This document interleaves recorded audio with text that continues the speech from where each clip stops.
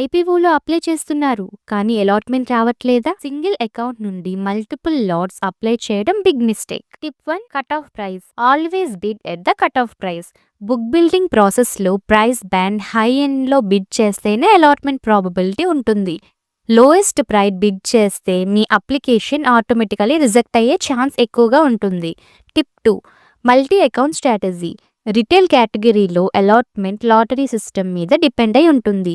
కాబట్టి ఒక్క అకౌంట్ నుండి 10 లాట్స్ అప్లై చేసే బదులు మీ family members unique PAN and demat accounts నుండి సింగిల్ లాట్ అప్లై చేయండి. ఇది మీ స్టాటిస్టికల్ ప్రాబబిలిటీని ఇంప్రూవ్ చేస్తుంది. Tip 3, immediate mandate approval.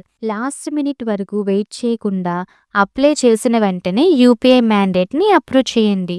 Blocked funds process ASBAలో ఇలాంటి టెక్నికల్ ఎర్రర్స్ లేకుండా చూసుకోవడం చాలా ఇంపార్టెంట్. గుర్తుంచుకోండి, ఐపీఓ అలాట్మెంట్ గ్యారంటీడ్ కాదు. ఇన్వెస్ట్ చేసే ముందు కంపెనీ RHP రెడ్ హెరింగ్ ప్రాస్పెక్టస్ని తప్పకుండా చదవండి. మీరు ఏ ఐపీఓ కోసం వెయిట్ చేస్తున్నారో కామెంట్ చేయండి. ఇఫ్ మీకు ఈ వీడియో యూస్ఫుల్గా అనిపిస్తే లైక్ చేయండి అండ్ సబ్స్క్రైబ్ టు మార్కెట్.